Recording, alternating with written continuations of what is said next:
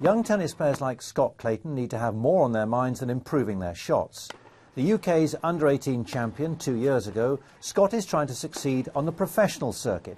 He's training full-time with Jamie Fever, who spent 7 years on the Pro Tour as a player, learning the hard way that dreams of Grand Slam glory required talent with a calculator as well as a tennis racket. It's quite uncomfortable having to try to get by, having to see how many players you can sneak into your hotel room under one cost, say for example, or how many times you can bypass the baggage excess charges. Here at the University of Bath, he's now part of the coaching team, developing and preparing the next generation of players for the harsh realities of life on tour. On a typical year, I'd spend, my expenses were probably about 15 grand, and then my income probably wouldn't match that, would be a fraction of that really. So you're always trying to chase yourself in terms of costs.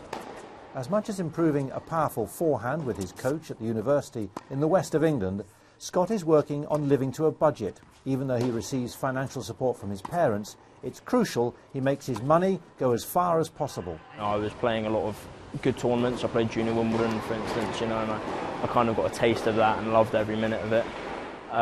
So the first year on the Futures Tour was tough because you're kind of back into kind of reality where every match, every point counts.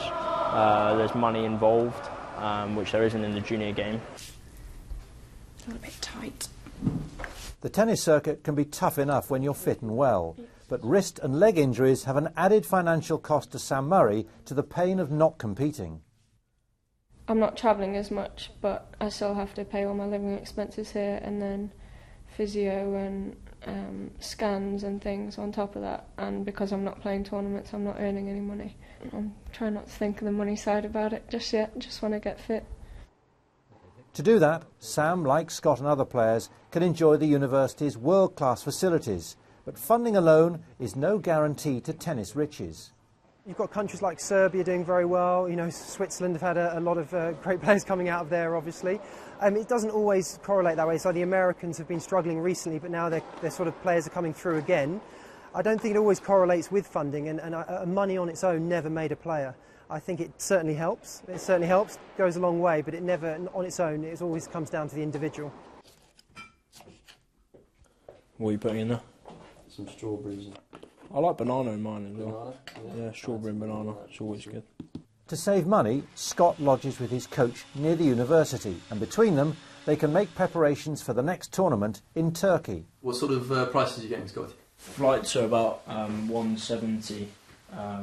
That's with a stop in Istanbul. That'll be overnight. Try and get a hotel or just stay in the airport for the connection. You know that you're saving money, so you're doing the right thing, although maybe not the best thing for you. I'm not breaking even at all, so it is very tough. You go into tournaments trying to get these points and make money, but it's so tough because everything you're putting in, you're getting a lot out of it on the court, but money-wise, no, not really. Having gone through the struggles yourself, you know that it doesn't end for them here. They've got a long journey, and that's where the tennis players are made. They're made on the road. Going into 2014, we've got a lot more to look forward to. I know what to expect, and I think I can have a good year. And with all the time and money he's invested, Scott will be hoping that success will earn him more than a handshake.